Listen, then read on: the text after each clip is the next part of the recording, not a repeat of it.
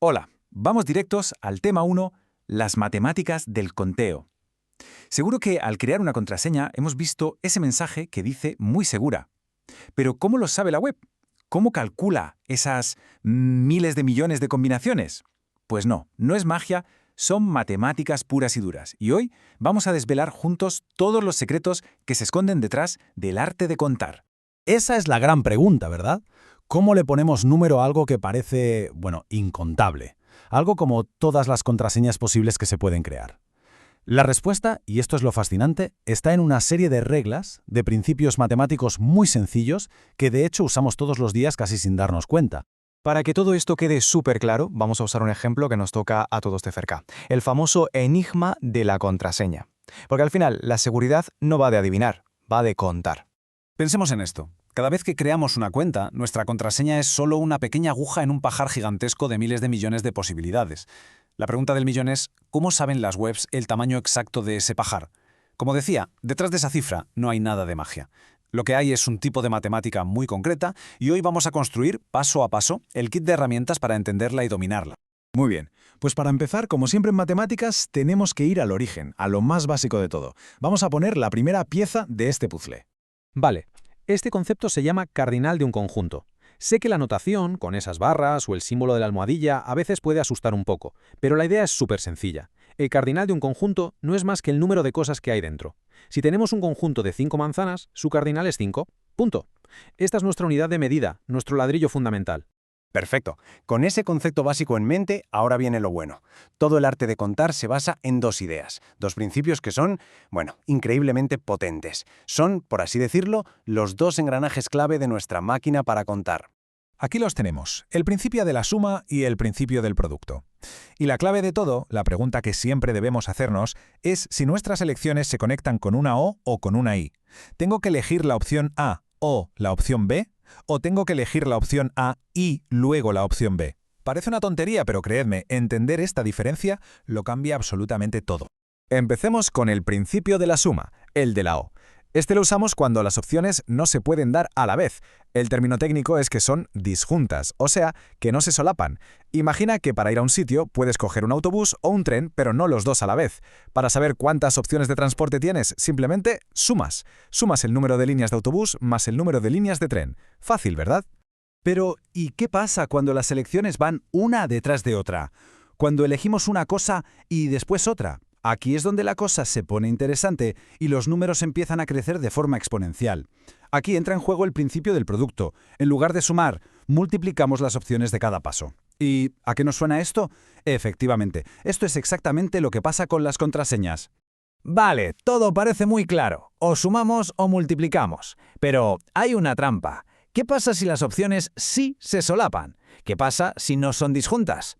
Este es, de lejos, uno de los errores más típicos que se cometen al contar. Pensemos en un ejemplo clásico. Queremos contar cuánta gente en una clase lee novelas de ficción o lee periódicos. Algunos solo leen ficción, otros solo periódicos. Pero habrá gente que hace las dos cosas, ¿no? Esa gente está en la intersección.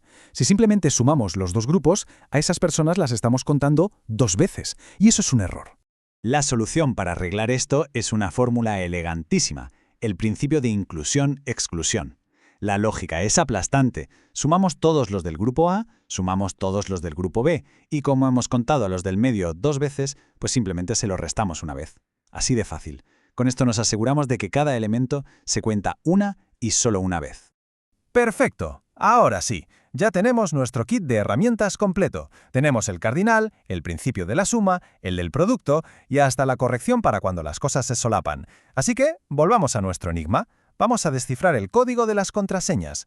Fijaos bien, aquí es donde aplicamos el principio del producto a lo bestia. Pensemos en una contraseña de 8 caracteres con unas reglas. Las dos primeras son mayúsculas, luego minúsculas, luego dígitos y al final símbolos. Cada carácter es una elección secuencial. Tenemos que elegir el primer carácter y el segundo y el tercero. Para las mayúsculas, 26 opciones por 26. Para las minúsculas, 26 por 26. Para los dígitos, 10 por 10. Para los símbolos, supongamos que hay 11, pues 11 por 11. ¿Y qué hacemos? Multiplicarlo todo. Y el resultado de esa multiplicación es... esta barbaridad. Más de 55.000 millones de combinaciones. Es un número tan absurdamente grande que a un ordenador le podría costar años, literalmente años, probarlas todas una por una. Y lo más increíble es que hemos llegado a esta cifra aplicando una regla matemática que hemos visto en 5 minutos. Y para terminar, vamos a ver un último principio que, a primera vista, parece casi un juego de niños, algo de pura lógica. Pero no nos dejemos engañar, porque las conclusiones que se sacan de él son, de verdad, muy potentes.